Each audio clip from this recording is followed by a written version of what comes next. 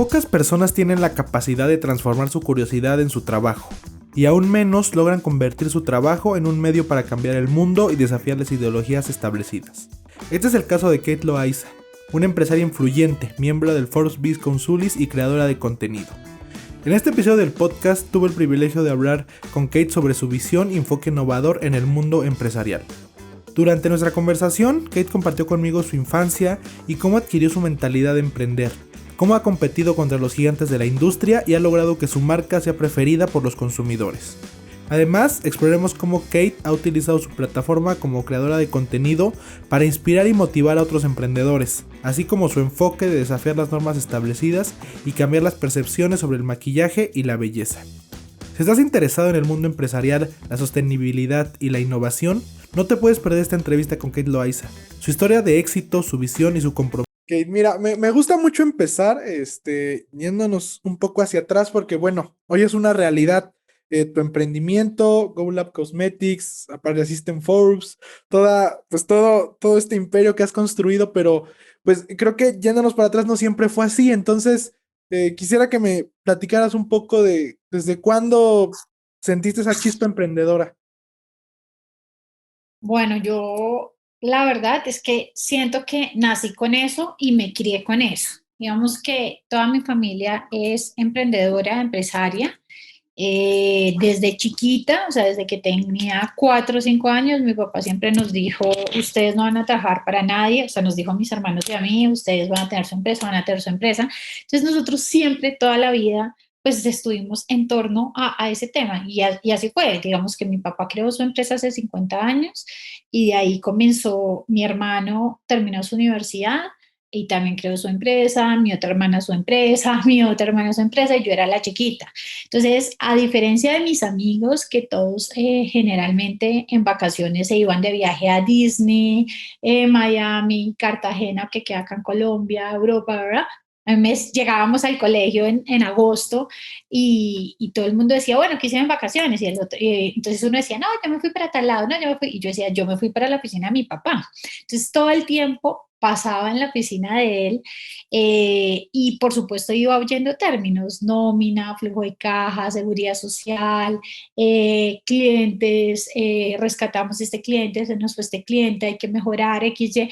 Entonces todo eso finalmente uno como niño, yo iba porque me encantaba ir con mi papá y porque él tenía una neverita divina en su oficina con unas galletas de naranja, entonces yo iba pensando en las galletas, pero interactuaba con los psicólogos, me hacían pruebas de todo y eso para mí era una delicia. Entonces, pues realmente siento que fue de siempre. Cuando yo arranqué la universidad, sabía que iba a crear empresa. En ese momento yo estudié Derecho y pensaba montar una firma de abogados, pero pues digamos que todo nos llevó a crear línea cosmética y bueno, esa es. Entonces, pues eso siempre que me preguntan les digo, no, yo siento que tengo vena emprendedora y he tenido éxitos, pero también he tenido fracasos. Y si tuviera que volver a comenzar y emprender y volver a emprender y volver a emprender, siempre lo haré. Eso en cuestión de emprendimiento, pero en una visión general, ¿qué visión te dieron tus padres del mundo? O sea, que recuerdes, que digas, siempre vi el mundo a través de ellos de esta forma. Ellos siempre me mostraron que había que pensar en grande. Entonces, por eso cuando la gente a mí me dice, no, es que tengo este negocito y estoy empezando, yo les digo, no, deja de decir negocito y empresita y cositas, sino en grande. Entonces, mi papá a mí siempre me enseñó fuerte a pensar en grande y que todo lo que soñara realmente se podía crear y se podía hacer. Entonces, por eso a veces mucha gente me dice, Kate, tú estás loca, ¿cómo se te ocurre que vamos a hacer esto? ¿Cómo se te ocurre que vamos a hacer lo otro?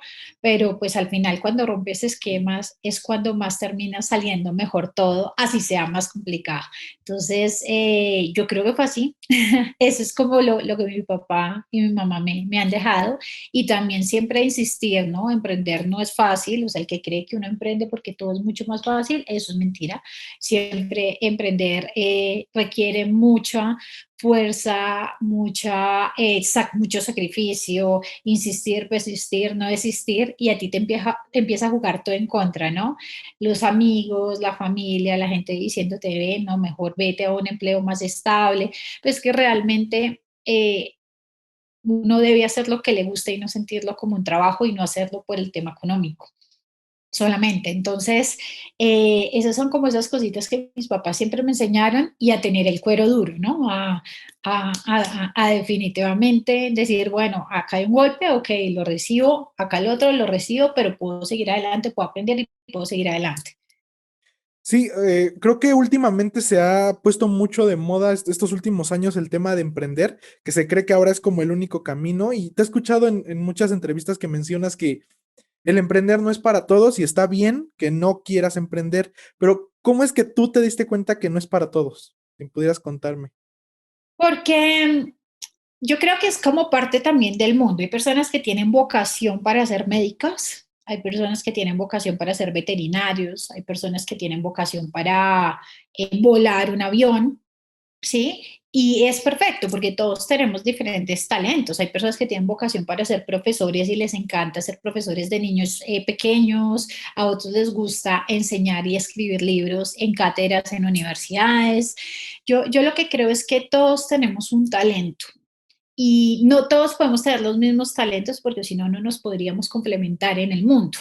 Entonces, en ese sentido, emprender es un don y es un talento que tú comienzas a desarrollar. Pero cuando tú emprendes es porque tienes un propósito frente a lo que estás emprendiendo y frente a ese propósito tú ves que hay un problema y hay una solución. Y tu tarea como emprendedor es montar el modelo de negocio, pero de ahí comenzar a delegar para que tú puedas comenzar a llevarlo a otro nivel, porque esa es tu tarea, no quedarte haciendo la parte operativa. Y muchas personas se quedan haciendo la parte operativa, por eso se desaniman y cuando se desaniman es cuando definitivamente vuelven a trabajar en lo que venían trabajando, pero es porque definitivamente no tuvieron esa pasión y les faltó esa otra gasolina que necesitaban e instrucción que necesitaban.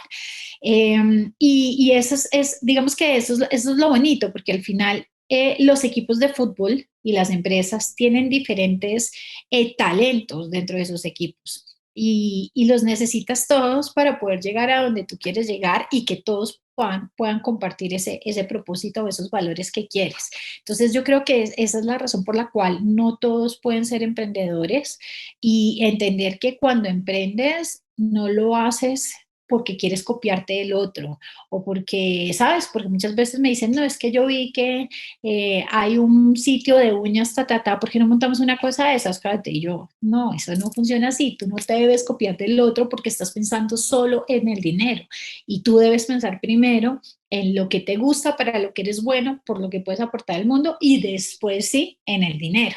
Y por eso es que muchos emprendimientos se acaban. Fíjate que siempre queda el 3% de todos los emprendimientos que se van creando, porque definitivamente no se tiene o no tienes vena emprendedor para persistir, resistir, insistir todo el tiempo, o definitivamente no tienes la formación.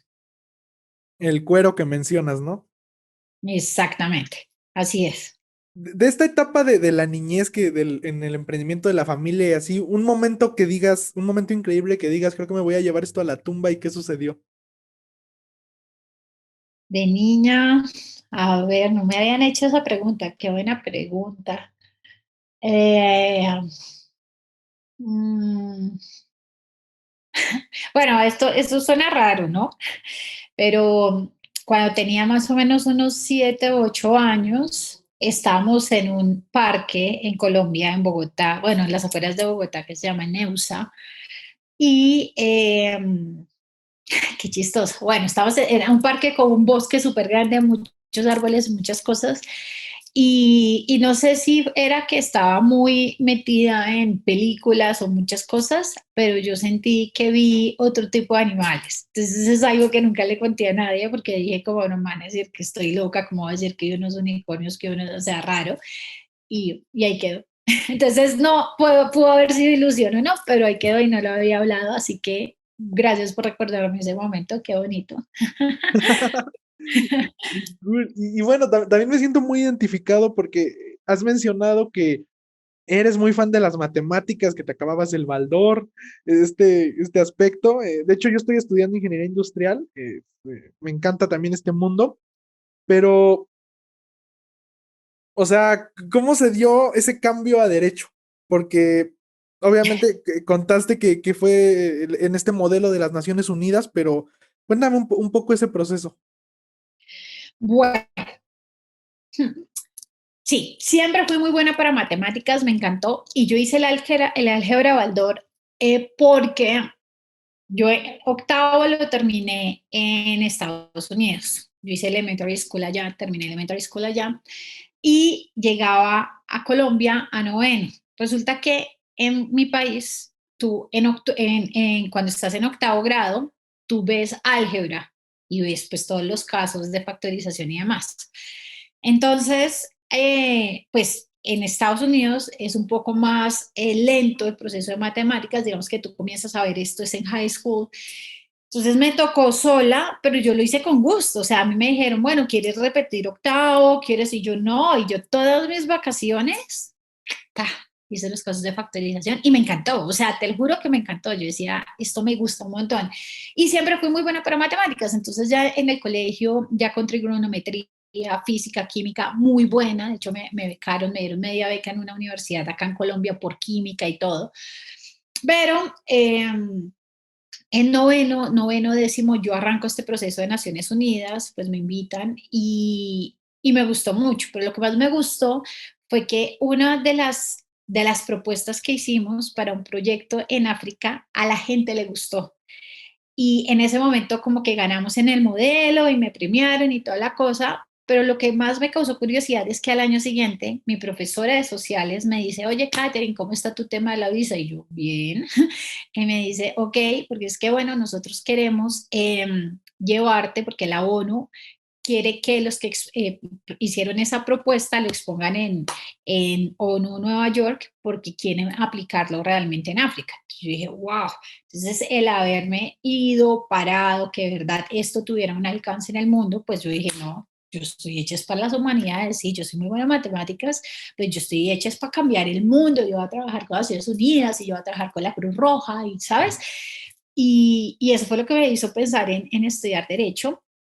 Y así fue, y comencé a estudiar derecho por eso. De hecho, mi idea era irme, y mi mejor amigo de la universidad, pues mi idea con él era eso, irnos a trabajar en Cruz Roja Internacional, ese tipo de cosas. Pero fíjate que la vena emprendedora y todo lo va a uno cambiando y finalmente me jaló. Hoy en día hago cosas, hoy por ejemplo, hoy en día soy embajadora de Trees for the Future, que hacen muchos temas en África.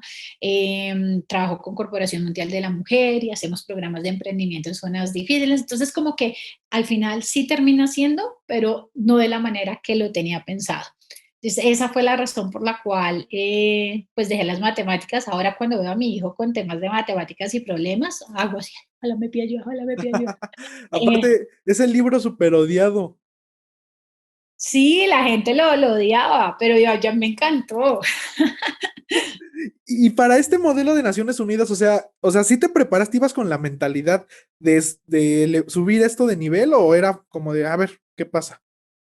No, yo me preparé un montón, o sea, yo fui muchas veces a la biblioteca de la ONU acá en Bogotá, o sea, yo me preparé mucho porque además era el primer modelo y éramos diferentes colegios y pues si bien yo era, digamos que era muy fuerte con voleibol, cheers y era súper sociable, también para mí era muy importante el tema académico. Entonces, como un poquito nerd ñoña, era un poquito de eso, pero también era chévere, entonces no era la ñoña del curso ni nada por el estilo. Y, y entonces cuando nos dicen que vamos a comenzar, que vamos a representar al colegio y que vamos pues, por una de las áreas que era que en ese momento, pues yo dije, no, yo me tengo que preparar bien. Entonces empieza uno a ver esos discursos, cómo arrancan. Yo andaba con un montón de papeles, fuimos a la biblioteca varias veces, fuimos a otra biblioteca, ¿sabes? Hacer todas las ponencias tomaba tiempo, pero la verdad yo me lo tomé muy en serio. Mucha gente no se lo tomaba en serio, mucha gente decía, ay, qué rico ir a lo de la ONU, ay, ta, ta, ta. Pero como eran los primeros modelos que habían, pues para mí sí fue muy importante y realmente me lo tomé muy en serio.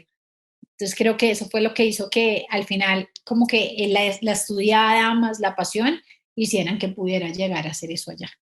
Y en esa etapa ya eras, o sea, no buena, pero no tenías miedo de public speaking, de hablar en público, porque en el día de hoy, pues eres una influencer en Instagram, haces muchos lives, ayudas a muchos emprendedores. ¿Desde ese momento ya no te daba miedo pararte frente al público?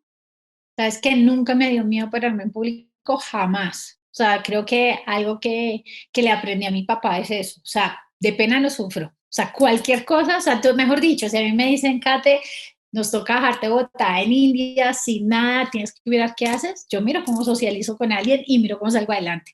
O sea, de eso nunca me dio susto y de hecho en el colegio, pues yo siempre estuve como representante del curso, fui la personera del colegio, entonces como que todo eso me fui preparando para hablar en público, nunca me dio miedo, nunca me dio miedo. Obviamente sí te dan los nerviositos de siempre y como que tú te preparas y dices, pero el resto no. ¿Algún consejo que le puedas dar a una persona que tiene mucho miedo, no se le da bien el hablar en público, que digas, creo que esto funciona? Yo lo que creo inicialmente es que entren a determinar qué es lo que les genera ese miedo. Y si hay un suceso que cuando pequeños se los generó, trabajen algo que es una terapia de niño interior.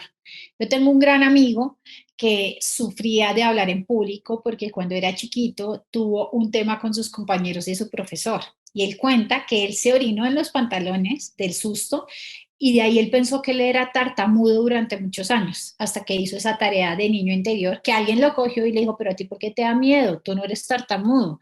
Y él, como si que yo soy tartamudo, yo sí soy tartamudo. Le trabajó el tema y hoy en día él habla increíble, súper fuerte en Instagram, hace unas terapias divinas. Entonces yo creo que lo primero es determinar cuál es el miedo. Lo segundo, existen ayudas, existen auricleaners, existen gotas, el prepararse también, digamos que hay personas que de pronto tenemos muy claras las temáticas y si tú las dominas bien, tú ya puedes llegar e improvisar y hablar de las temáticas, pero si no estás tan claro, eso también no te puede ayudar, mirar a un punto fijo. Yo creo mucho en los ángeles, entonces yo siempre, antes de cualquier live, antes de cualquier charla, incluso antes de las reuniones, yo contrato un orador espiritual que me ayude a decir las cosas de la forma que las quisiera decir. Entonces yo creo que apoyarse mucho del lado espiritual ayuda bastante para irlo pues, sacando adelante. Ahora, lo que le tienes miedo, trata de trabajarlo y de lanzarte, porque si no te va a comer vivo. ¿Y para qué tener miedo? Ahora, regresando a este tema de tu núcleo, de tu familia emprendedora, ¿no viviste esa etapa en la que tu papá te dijo que te quedaras al frente de la empresa familiar? Era su sueño, él quería. O sea, de hecho, cuando yo entré a la universidad, mi papá ya me había nombrado subgerente de su empresa y él quería, y mientras la universidad yo trabajé en el área jurídica de su empresa. Y pues imagínate, o sea, tenía 20, 19, 20 años y los empleados decían, como esta chica acaba de llegar acá y yo traté de hacerlo lo mejor posible, me parecía súper chévere, pero siempre supe que quería crear lo mío. Sin embargo, cuando estudié Derecho, mi idea era crear una firma de abogados que sirviera para mejorar los servicios de la empresa de mi papá, que era una empresa de servicios temporales. O sea, yo ya la tenía clara que iba a tener empresa que supliera este tema. Eh, Sin embargo, pues lo hablé con él y le dije, no, nada, este va a ser mi camino y así fue. Y él me apoyó, siempre, siempre él nos apoyó, eso es muy importante. Pero sí, ese era su sueño, o sea, ese era su sueño. ¿Nunca te sentiste con la responsabilidad? ¿Nunca te quedaste como con esa espinita de, no, debí de quedarme? No, nunca, jamás, jamás. Ni siquiera en las quiebras ni nada, o sea, nunca, nada, ni pensado, ¿sabes? Ok. Y aparte, y bueno, también creo que es un tema, pues, complicado el hecho de que, como tú dices, eras la hermana menor, todos tus hermanos ya habían formado algo. ¿Eso no te daba como cierta presión de yo también quiero lograr eso?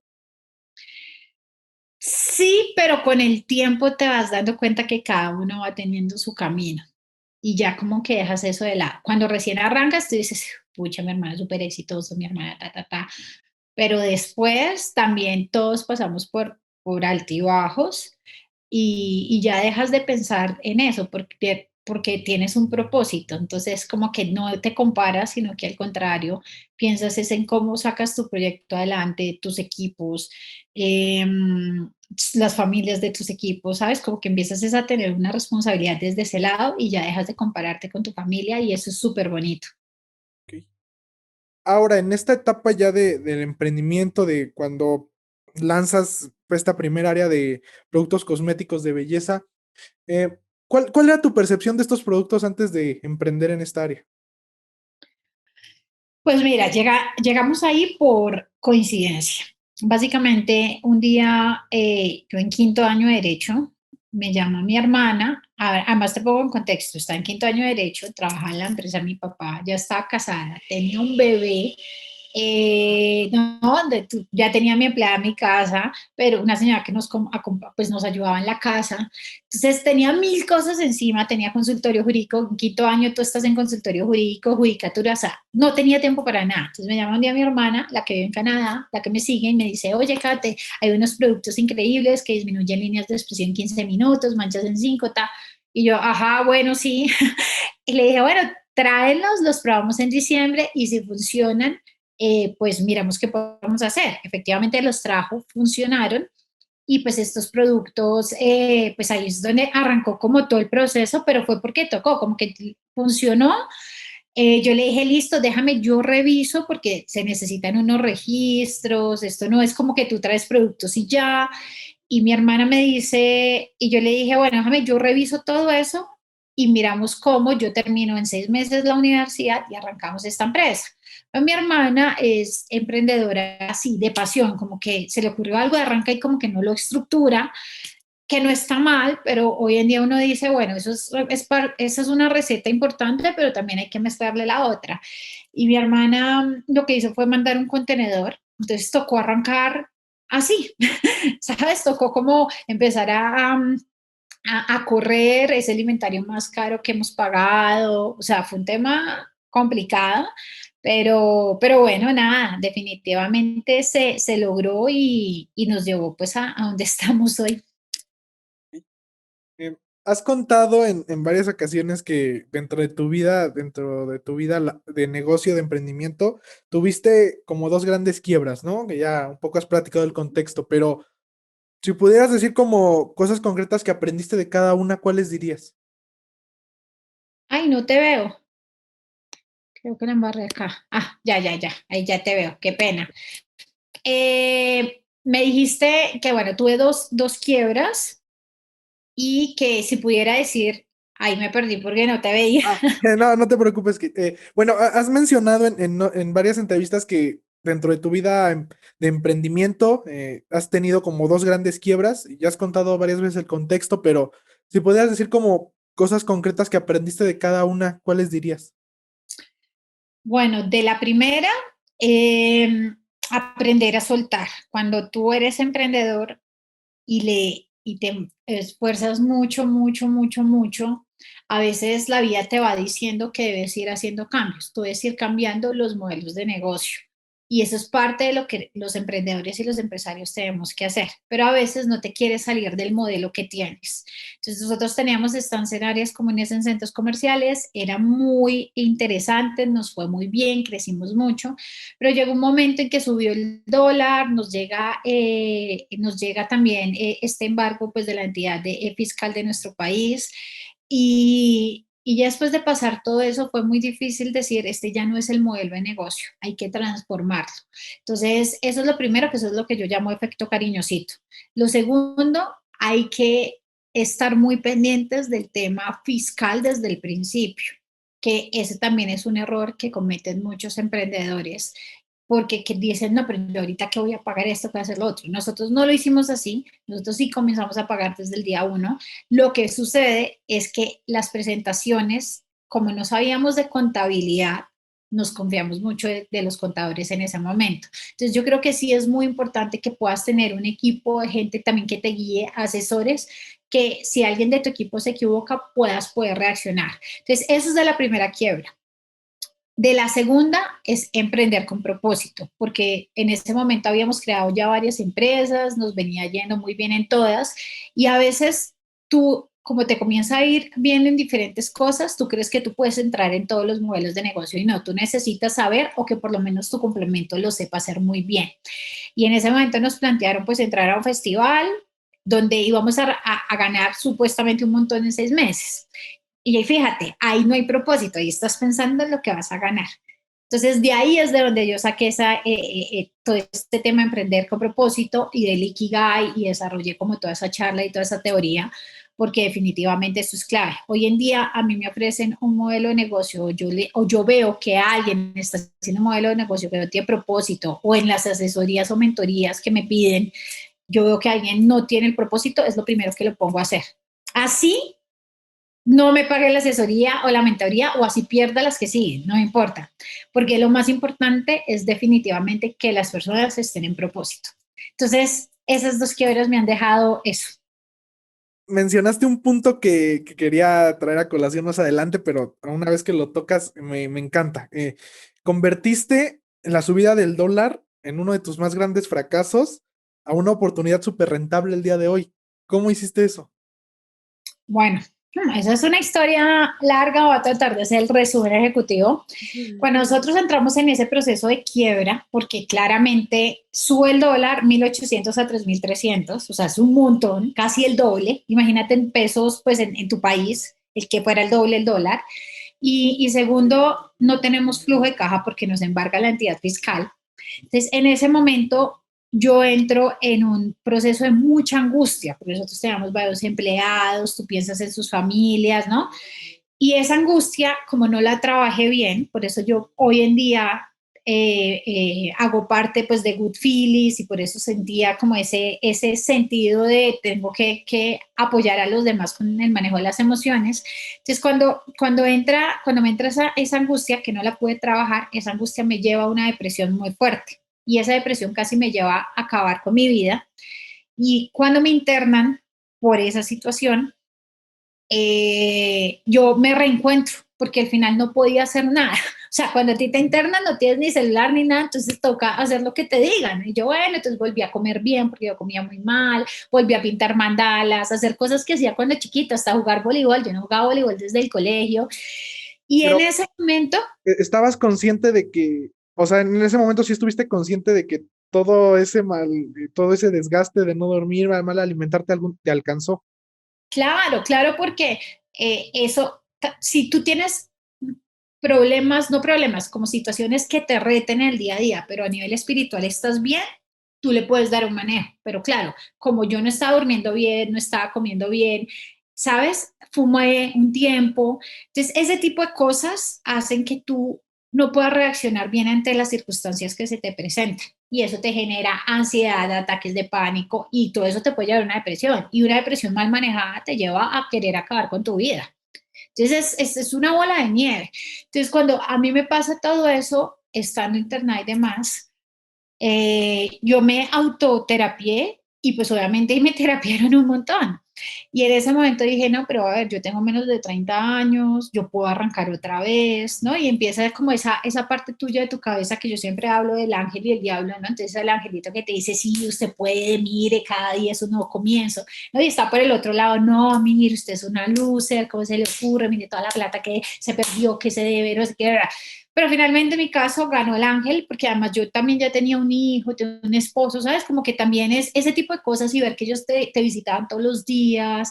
Y entonces como que tú dices, pucha, yo tengo que salir adelante de esto. Entonces ya cuando salgo adelante y le digo a mi psiquiatra, yo ya no me quiero quitar la vida, yo estoy bien, pero si usted quiere, yo le hago caso, yo sigo yendo a terapia, yo tomo medicamentos. Y efectivamente durante 2 años yo veía a mi psiquiatra todas las semanas, psicóloga 2 veces a la semana, coach 1 vez a la semana, o sea, súper terapiada. O sea, Edgar, mejor dicho, más terapia para dónde. Pero definitivamente eso me lleva entonces a llegar y a decirle a mi junta, oigan, ya no importemos más, porque ese ya no es el modelo de negocio. Y ahí es donde dejo ese efecto cariñosito que me costó, me dolió, o sea, tuve que vivir la depresión y todo para poderlo soltar, canalizarlo, trabajarlo. Y les dije, nosotros tenemos que comenzar a producir. Y ahí es cuando empezamos a buscar el tema en los laboratorios y ahí es cuando comenzamos a hacer nuestra línea, que realmente pues se volvió en un tema exitoso en donde comenzaron a buscarnos otras empresas, tanto de Colombia como de afuera, precisamente para eso, para comenzarles a hacer línea blanca.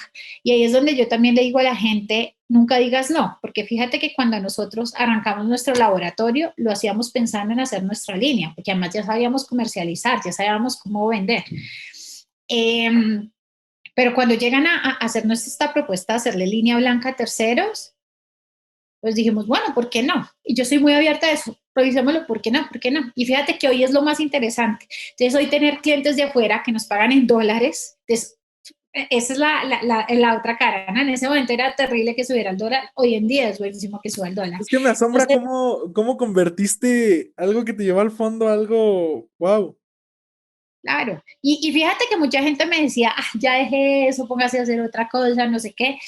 Y yo insistí, persistí, y mi papá fue muy importante en ese proceso, muy importante, porque él siempre me apoyó, siempre me dijo, bueno, si quieres seguir con eso, bueno, está bien, pero, o sea, porque a él lo que más le preocupó en su momento era que pues, yo ya había intentado quitarme la vida, entonces él decía, uy, no, la vida de mi hija vale mucho más que tener una empresa, pero pues definitivamente funcionó, me ayudó mucho y por eso sé que uno siempre puede comenzar.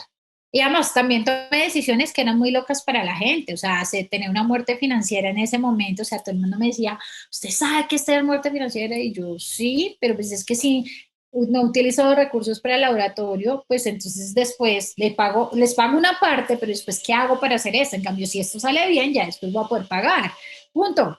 Y sin miedo, ¿sabes? Así con el cosito acá, de haber salido de la depresión, pero me ayudó mucho. Y hoy en día mi parte espiritual es súper importante. O sea, yo, de hecho, tú me ves, yo ando con cristales. O sea, yo soy súper, es parte de mi vida. Eso me ayuda a estar como en punto cero y tener inteligencia emocional. Entonces, eso me dejó esa partecita. Y antes de ese momento de despertar que nos platicaste, ¿qué opinabas de la salud mental, de ir al psicólogo, de cuidarte de tus pensamientos? ¿Qué pensabas antes? Yo estaba tan corrida pensando en trabajar en ventas que ni siquiera pensaba en eso. O sea, yo fui muy deportista, colegio, ya cuando entré a la universidad no, pues siempre fui muy deportista, gimnasio, cheers, voleibol, y, y ya cuando empecé a trabajar y demás, empecé a comer mal, no hacía deporte, no nada de eso. eh, Ni siquiera le daba tiempo para pensar, porque yo me acostaba a las 12:30 de la noche o una y me levantaba a las 4:30 de la mañana y todo el tiempo estaba era pensando en ventas, ventas, ventas, ventas, ventas, ventas. O sea, yo decía, hay un centro comercial en Bogotá que se llama Unicentro, a mí me faltaba bañarme ahí y dormir ahí. O sea, yo salía a las 12:30 de ahí, llegaba y al otro día ya estaba haciendo reunión con el equipo a las 7 de la mañana porque era ese centro comercial donde el arriendo era muy alto y que tú no te podías descuadrar un solo día en ventas. Y no solamente era yo la loca, mi equipo de trabajo también. O sea, si nosotros a las 11 de la noche veíamos que todavía nos faltaba 1 millón de pesos por vender, esperamos a la gente que saliera de cine, de aseo, pero teníamos que lograr la meta. Entonces todo el tiempo tú estabas pensando en eso y no había pensado ni siquiera en la salud mental ni nada, pero sí te confieso que cuando yo intento quitarme la vida y me lanzo del carro y me coge mi esposo, en ese momento él me dice, Kate, yo he estado investigando y muchas personas pasan por eso. Tú tienes un caso de depresión, hablamos con tu papá y toca llevarte a un psiquiatra. Y yo después de esa reacción dije, pero sí, ¿yo por qué me iba a lanzar del carro? ¿Sabes? Como que caí en cuenta y me puse a llorar y dije, ok, yo acepto ir al psiquiatra. Lo que no pensé era que cuando me llevaran al sitio me iban a decir que me tenían que dejar internada, ¿no? Entonces, nunca le di ese try a pensarlo. Hoy le digo a todas las personas que todos debemos tener o un psicólogo o un coach. Si se necesita un psiquiatra, está bien. Las enfermedades mentales son como cualquier otra enfermedad y hay que trabajarlas.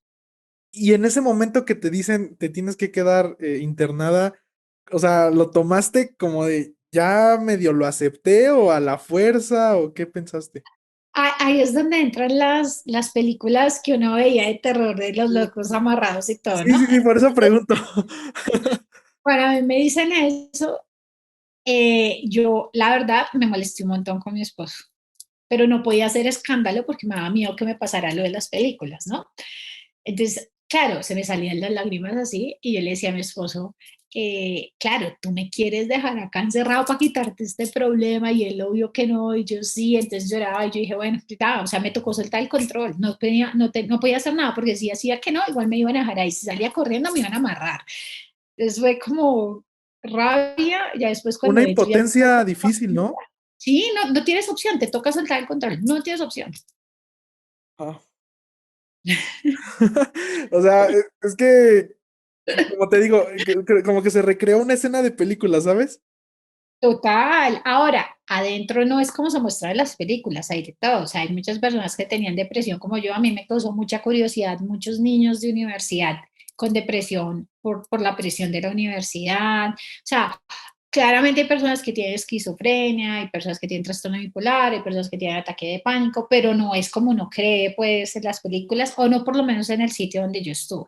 Y de verdad lo agradezco un montón. O sea, mi cuarto era súper chévere, podía ver mis partidos de fútbol, que a mí me encanta el fútbol, había mucho verde, por supuesto, pues tú no podías tener, a mí que me encanta arreglarme el pelo con ondas y todo, pues no podías tener cosas con cables, ¿no? Te revisaban todo, estaban muy pendientes que tú comieras bien, entonces si tú un día no comías bien ya había una alerta, esas cosas como interesantes, había una tienda y entonces a ti te tenía que dejar tu familia cargada a la tienda, entonces, ¿sabes? Cuando tú vienes de ser un empresario súper exitoso y que te dejen cargado en la tienda a ver si tú puedes comprar cosas, ¿sabes? Es como volver como a lo, o sea, es raro, pero fue una experiencia muy bonita. Eso realmente le agradezco mucho. Mucho, mucho. Es de las semanas que más agradezco en mi vida. Me encantó esto que me platicaste, Caterina. Creo que muchas veces se ve el lado de que vas subiendo y subiendo en el lado empresarial, pero se descuida mucho el lado mental. Y qué bien que haces esta distinción al inicio, que me comentas, tú puedes esforzarte y llevar tu cuerpo al límite, pero si no estás bien de la cabeza y tus pensamientos se están autodestruyendo, ahí está el problema, ¿no?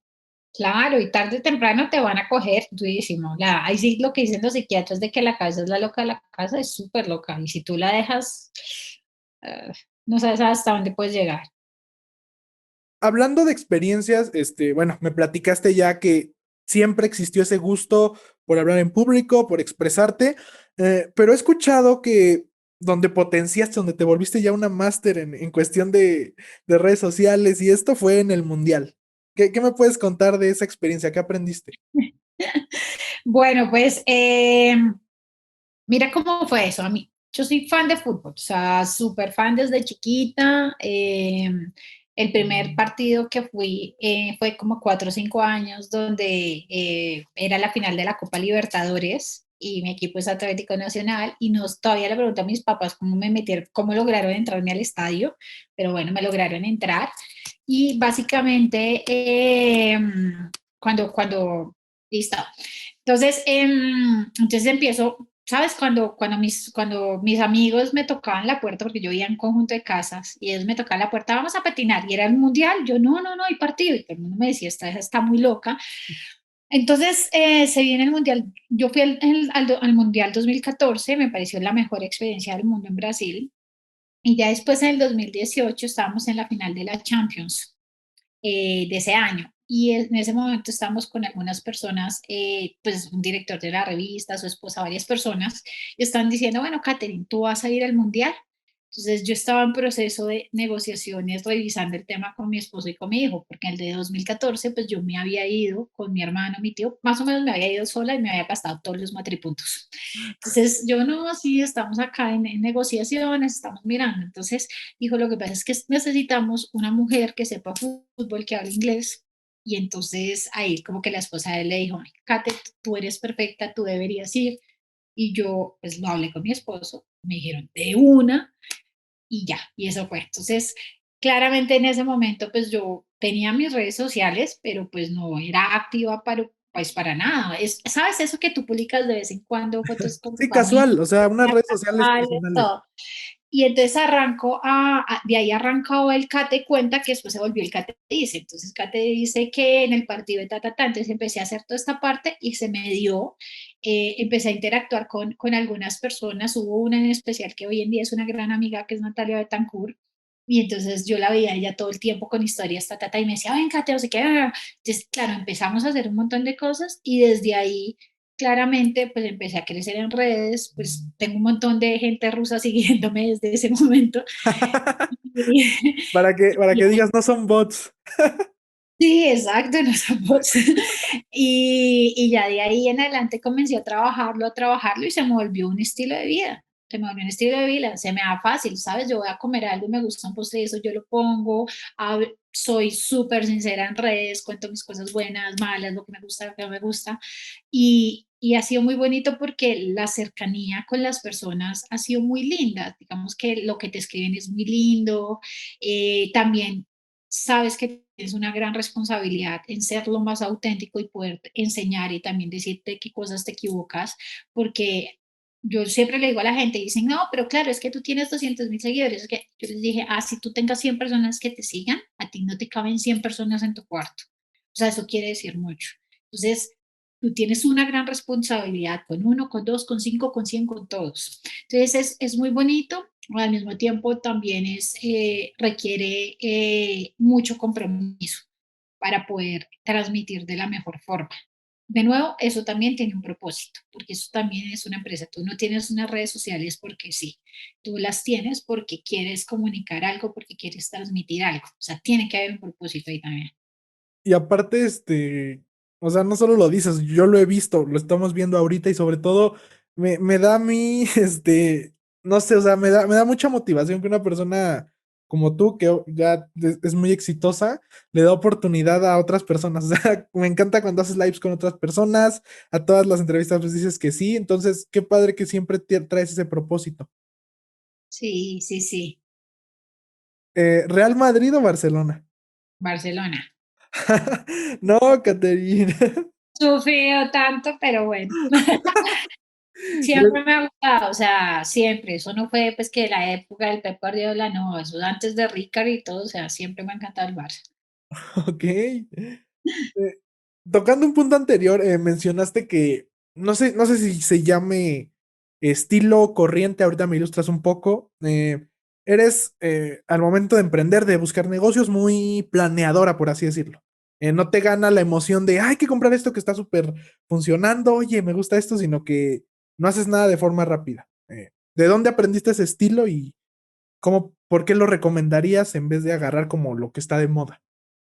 Yo creo que la experiencia, yo creo que esas dos quiebras y el entender que todo debe tener un propósito, yo creo que eso es lo que me hace hoy en día ver si algo funciona o no. Pero ahí hay dos temas. Uno, si tú ves una oportunidad que tiene propósito, lánzate a hacerlo independientemente que no esté todo completamente estructurado, porque si no te puedes quedar toda la vida esperando estructurarlo. Y he visto muchas personas que arrancan con esa pasión y como no está todo estructurado, no están los equipos porque han estado acostumbrados a que les hagan todo, no lo hacen. Y yo ahí digo que uno debe ser 10% inspiración, 90% ejecución. O sea, tienes ahí la idea. Y si esa idea tiene un propósito, de nuevo, coges el Ikigai, te gusta, eres bueno, puedes ayudar al mundo, puedes ganar dinero, hay un problema, una solución, ahí tú montas el modelo de negocio y arrancas con lo que tienes y vas mejorando en el proceso. Yo creo que es eso, es la experiencia, es la experiencia. O sea, yo siento que el mejor regalo para mí en el emprendimiento es haberme quebrado esas dos veces, porque pues me llevan a ver las cosas de esta manera, ¿no? ¿Y cómo se maneja esa dualidad? O sea, esa dualidad que ahorita quiero que me cuentes cómo es tu experiencia de que obviamente tienes un propósito, ya no nos lo explicaste con la idea que debes de partir, pero de ese lado económico, que pues bien o mal el mundo se mueve en esos términos en el sector pues de compraventa, ¿cómo manejas la dualidad entre no perder como el propósito, pero a la vez pues ir aumentando, ganando cada vez más? Obviamente no como punto central, pero creo que es importante.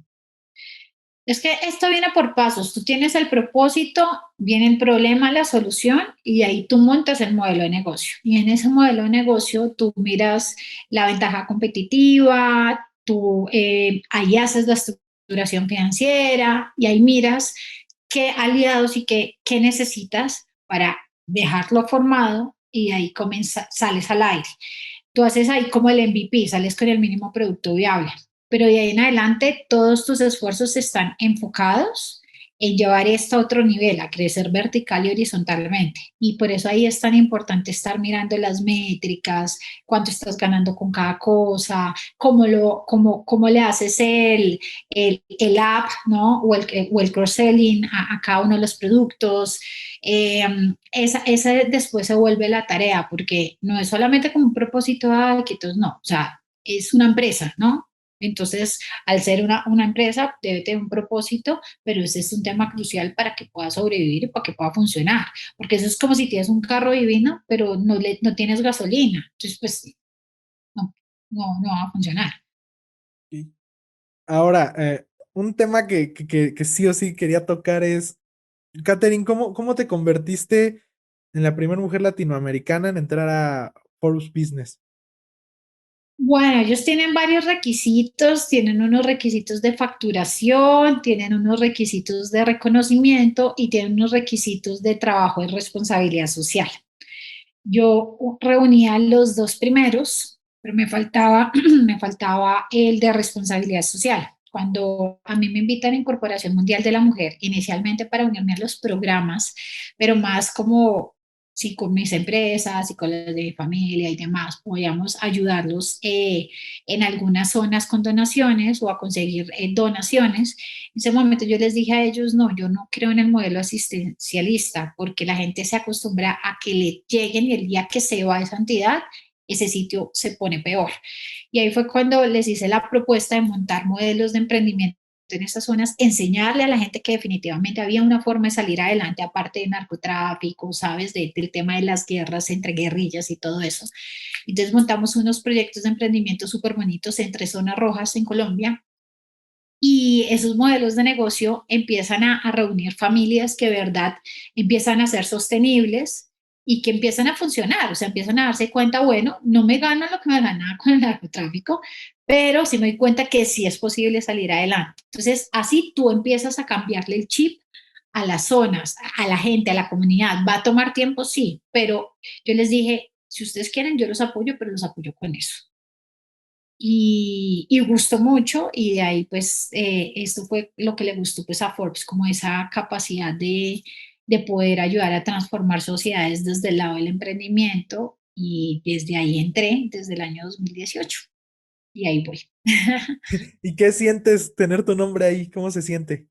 No, primero es una comunidad muy linda de gente muy crack que tú pues nunca te imaginaste que ibas a poder compartir con ellos. Entonces eso es muy, muy chévere. Y no, por supuesto, como que uno mira y dice, ah, qué orgullo, qué chévere. Pero sobre todo es esa capacidad de poder aprender tanto de tanta gente tan exitosa, y cuando tú interactúas con ellos y ves sus palabras son muy sabias, ¿no? Entonces, más allá del tema de que la gente lo ve como Forbes o Fortune y ese tipo de cosas, ¿no? Esto es más un tema de aprender, de comunidad, de construir, y eso es muy bonito. Y qué interesante tema tocas ahorita de lo de la caña de pescar, un poco esa analogía de en vez de dar pescado, enseña a pescar, porque yo también desconocía completamente estas acciones que realizaban las empresas. Yo hasta hace poco tiempo pensé que la única forma era con la caridad, con donaciones, hasta que me puse a investigar y descubrí esta nueva, pues, área que es el emprendimiento social, que dije, wow, o sea, aparte de poder, desde el enfoque empresarial, estás ayudando a otras personas y no, o sea, no eres como, o sea, no, ellos no están amparados a ti, ¿sabes? Les estás dando ya sea herramientas, enfoques, y qué padre, creo que es hacia donde se está moviendo el sector empresarial, ¿no? Creo que la caridad ya cada vez se está quedando atrás. Exacto, la responsabilidad social viene cambiando. Digamos que muchas empresas lo hacían por que, por supuesto, esto te bajaba impuestos, pues porque está de moda hacer un tema de responsabilidad social, pero yo hoy creo que el tema social o de responsabilidad social tiene que ver con trabajar las emociones, trabajar toda esta parte emocional con los empleados, con el tema eco, ¿sabes? Con esa coherencia y de ahí accionar o tener ciertas acciones para apoyar en los diferentes lugares, pero desde ahí, desde lo que tú puedes enseñar, desde lo que tú puedes aportar, enseñarle al otro a pescar, que como dices tú, así es. Catherine, para concluir, quiero pasar a una sección de preguntas concretas. La pregunta es concreta, respondes lo que quieras y pasamos a la siguiente. Listo. Entonces, ¿cuál es tu compra de $100 o menos que ha impactado positivamente en tu vida en los últimos 6 meses? Un libro que se llama Hazte dueño de ti, Ok. de Serie, película o libro que siempre recomiendas.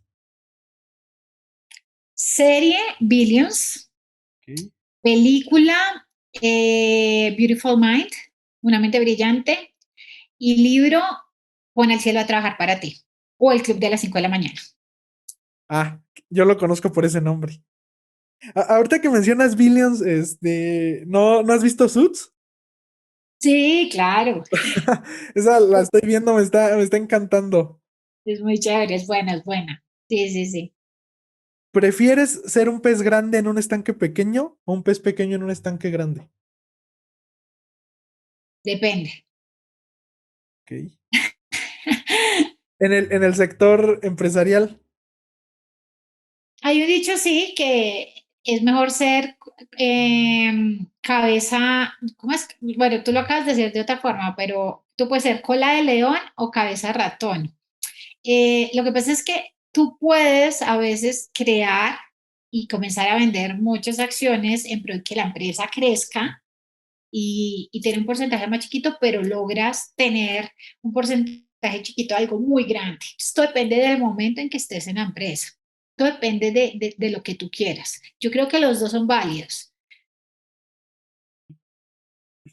¿Qué es algo que nunca quisiste ser? Por ejemplo, yo nunca quise ser doctor, en tu caso. Uy, sí, yo también, jamás. O sea, de hecho, la única materia con la que siempre luché fue biología, bueno, y las artes, pero sí, sí, sí, sí. Yo nunca me vi como estudiando medicina, jamás. ¿Qué es algo que se te da peor que el 99% de las personas en el mundo? Cosa que dices, soy la peor haciendo esto. Dibujar, dibujo pésimo. O sea, tú me dices dibuja una casa y eso parece, dibuja mejor mis sobrinitos de 1 año, yo creo. Ya, ya somos dos, o sea, nunca se me dio. O sea, a la fecha solo sé dibujar palitos. Ay, sí, yo también, mal, mal, muy mal. Si se escribiera un libro autobiográfico de tu vida, ¿qué título le pondrías? El mismo título que tengo en una charla, que es los fracasos o los aprendizajes como oportunidad del éxito. Eso sería. O se llamaría Kate Dice. Ok. Esta siguiente pregunta, pues ya hablamos mucho durante el episodio, pero igual para que la contestes de forma concreta. ¿Cómo un error o un error aparente te prepara para el éxito? ¿Tienes algún fracaso favorito? Sí, mis dos quiebras. Mis dos quiebras han sido mis fracasos favoritos. Y ahí está, ¿no? Los fracasos como oportunidad de transformación. Punto. Que era lo que te decía el nombre pues del libro y bueno, ¿qué se podría hacer? ¿Cuál consideras que es la mejor inversión de tu vida, ya sea en tiempo, dinero o energía? Uy, está la pasional y está la que digo, bueno, pero no, yo creo que ir a los mundiales creo que es de las mejores inversiones de mi vida.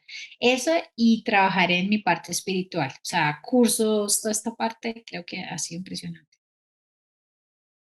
¿Cuál es el peor consejo que te han dado? Peor consejo que me han dado. ¿Sabes qué me cuesta contestar eso? Y te voy a decir por qué. Porque como tú comienzas a entender que las demás personas tienen un nivel de vibración distinto. La mayoría de gente te dice lo mejor que puede decirte dependiendo su nivel de vibración. Entonces no creo que ningún consejo sea malo. Simplemente tú miras si lo tomas o no lo tomas. Cuando me quebré la primera vez, mucha gente me dijo eso, que no siguiera, que no emprendiera más. De pronto ese pudo haber sido, pero al contrario, hoy en día entiendo que me lo decían desde el amor, entonces no lo veo mal, por eso no creo que ningún consejo sea mal. Sorry, sé que son cortas, pero es que son No, no, no, profundas. está cool, estás haciéndolo muy específico. Cuando te sientes abrumada, desconcentrada o has perdido el enfoque temporalmente, ¿qué haces? Medito o hago sentadillas. Ok. O un tercero, si no puedo hacer sentadillas y en ese momento no puedo meditar, digo, un momento por favor, tomo agua y respiro 3 veces profundo y trato de salirme de la película para volverme como a conectar, tener inteligencia emocional ahí. Ok. ¿Crees que es posible vivir una vida normal sin decir jamás una mentira? Sí, Ok. no es lo que dices, sino cómo lo dices. ¿Industria o sector que crees que está muriendo?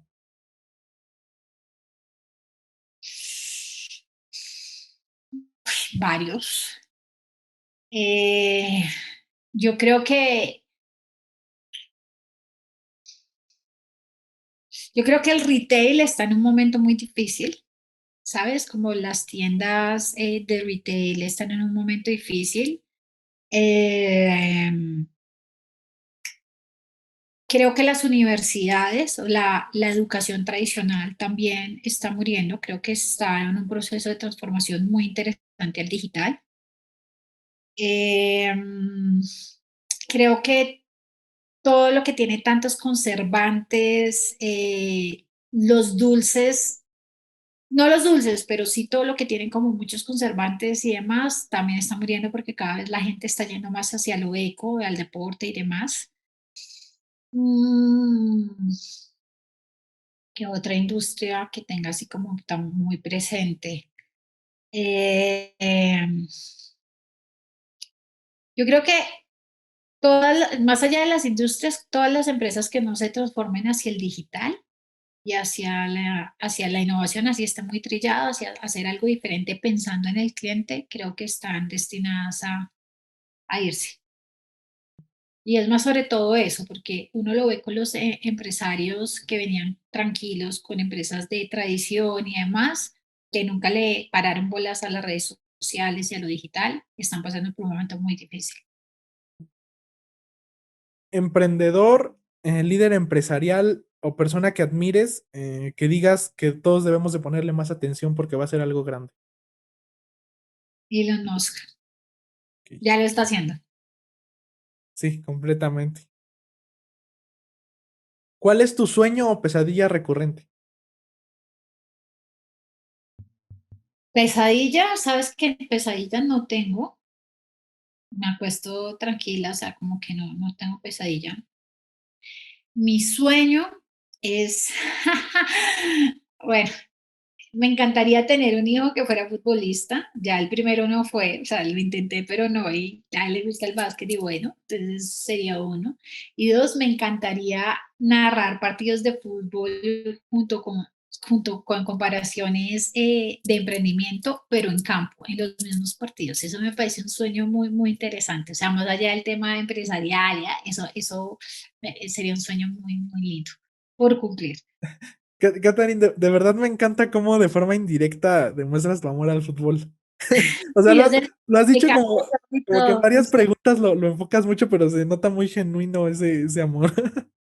Sí, sí, sí, sí, yo, no, de verdad, eso es una super pasión. O sea, eso siempre que me preguntan, bueno, ¿y tú qué? Yo no, pues yo soy amante del emprendimiento, de la responsabilidad social del fútbol y de sentirme bien. O sea, esas cuatro cosas ahí están. En los últimos 5 años, ¿a qué has aprendido a decirle no? Proyectos que no tengan propósito. Eh, a mí me encanta enseñar y me gusta ayudar, pero también a veces las personas a través de esa apertura en redes sociales y demás te piden muchas cosas. Entonces te piden mucho tiempo, asesorías gratis, y el tema no es darlas, el tema es que no las aprovechan. Entonces he aprendido a que realmente los que sí quieren luchen por eso. Eh, También he aprendido a decirle no a algo que aprendí a través de una ley que se llama la ley de la interferencia. Y esta ley dice que tú no debes darle cosas a las personas cuando ellas pueden trabajar por eso. Por ejemplo, cuando tú encuentras a una persona en la calle que te pide plata, pero es una persona joven, lo que dice la ley de interferencia es que si tú le das a esa persona, la vida después te lo va a quitar, primero con relaciones, después con dinero y después con salud, porque tú estás interfiriendo en la tarea que tiene que hacer esa persona. Cosa distinta es que tú salgas de un restaurante, Edgar, te sobre comida y veas a alguien que necesita comida. Eso es distinto. Entonces, he aprendido en estos últimos 5 años, gracias a uno de mis coaches, a entender qué es la ley de la interferencia, porque a veces tú dices, pero yo vengo haciendo todas las cosas bien, pero ¿por qué XY? Y es también por eso. Entonces, a eso he aprendido a decirle que no, a muchos proyectos he aprendido a decirles que no, he aprendido a darle prioridad a mi tema espiritual, entonces antes todo el tiempo me costaba y todo el tiempo era dándole a los demás, pero no pensaba en mí, entonces eso es algo que le he dicho que no. Eso es, yo creo que eso es en los últimos 5 años. Oye, qué interesante lo de la ley de la interferencia, no la había escuchado. Yo tengo un live que hice creo que en enero o febrero donde está mi invitada hablando de eso. Párale bolas, o pasa y míralo y verás, Sí, está ahí. porque, no, o sea, es la primera vez que lo escucho. Sí, Y bueno, también quiero tocar un poquito este punto que mencionas de cuando te piden colaborar, porque lo vuelvo a recalcar, ayudas mucho a otras personas, vas a muchos eventos, te gusta hablar, pero te quería preguntar, o sea, ¿tienes como visión de hacer eso como también forma de ingreso o lo haces por gusto? lo hago por gusto, digamos que destino unas horas para apoyar ciertos emprendimientos. Hoy en día sobre todo lo hago con la red que creamos de emprendedores que se llama Keto Emprendimientos. Entonces lo hago mucho con ellos, pero también hay personas que quieren asesorías, mentorías o consultorías. Entonces esto también pues se ha vuelto como una parte de mi modelo de negocio de Kate Dice. Entonces, haz de cuenta como un abogado pro bono, unos pro bono y otros en casos, eso lo hago. Y Pero en tiempos muy específicos porque pues no la lograría si me dedicara solo a eso. Me encantaría, pero hay otras cosas que también me gustan mucho. y esto bueno, esto que me cuentas de que, o sea, sabes cómo identificar a quién aportar y a quién no. O sea, ¿cómo te das cuenta cuando alguien solo quiere sacar provecho? O sea, me refiero, por ejemplo, ¿por qué, no sé cómo poner, por qué si quieres estar en un podcast y con otra persona no? ¿Qué te hace decidir? Yo le hago muchísimo caso a mi intuición, ¿sabes? Eso hago y tengo también un equipo detrás hoy en día que les digo, bueno, ¿qué opinan? Me invitaron a esto, ¿qué opinan? Y también ellos me dicen, no, mira, es una buena persona o viene haciendo esto o aportarle mucho a algo, a 10 personas, a 20 personas, a 50, las que sean. Y tú tienes feeling, hay cosas en donde tú dices, "Ay, no sé, yo le hago mucho caso a esa herramienta, la mejor herramienta con la que venimos al mundo, que es la intuición o las emociones que te genera X cosa o ciertas personas. Ok. Sí, porque sí, digo, wow, ahorita sí me quedé mucho pensando ese punto de que, por ejemplo, una cosa es que quieras participar en un programa, en un live, pero ahorita sí me pusiste mucho a pensar esto de que como que te piden asesorías gratis, que dices que no es porque no quieras darlas, sino porque ya ocupan mucho de tu tiempo, ¿no? Sí. Y me he dado cuenta que las personas que pagan las asesorías o las mentorías son las más juiciosas y son las que salen adelante y sacan el modelo de negocio. Cuando las han tenido gratis, no lo entran a valorar. Entonces, eso me hizo pensar un montón, porque al final, cuando tú decides ser mentor de alguien o ser asesor o ser consultor, tú, por lo menos en mi caso, yo sí me comprometo un montón que de verdad en poderlo ayudar y le pongo un equipo detrás y gente que conozco precisamente para que los ayude a llevar esos proyectos a otro lado. Entonces como que doy mi entrega, pero sí siento que el otro lado no se siente tan chévere. Sí, o sea, valoras todo lo que has hecho, todo lo que has vivido, completamente aceptable. Me gusta ese punto de vista, Catherine. Y la última pregunta, ¿qué es un hábito inusual o una cosa absurda que la gente no sabe de ti que si supiera se sorprendería? Como tu guilty pleasure. A mí me fascina bailar. O sea, si yo me voy de rumba, puedo rumbear hasta las 6 de la mañana sin parar, porque tengo mucha energía. Entonces, los que me conocen, mis amigos y demás, lo saben. O sea, mejor dicho, si me dicen, Kate, el plan de hoy es irnos de rumba, el plan de hoy es irnos de rumba. O sea, no, hasta que, mejor dicho, ya no me duelen los pies, no paro. Claramente la gente pues como me ve un poco más seria el tema de emociones y tal, no se imagina eso, pero sí, ese es uno de mis, es algo que me gusta y que la gente no se imagina a mí. No, súper, estuvo buenísimo, además me hiciste recordar cosas interesantes. Entonces, nada, estarás anotado en mi diario de gratitud hoy por la noche de cosas interesantes que me pasaron. O sea, esa pregunta de cuando niña, chévere, me entrevistas muy bien, te felicito, gracias por invitarme. eh, Siempre pues puedes contar conmigo. Y bueno, nada, me vas contando cuando sale, también para que, pues para compartirlo. Y en la medida en que podamos aportar y ayudar a los demás, pues aquí cuentas conmigo.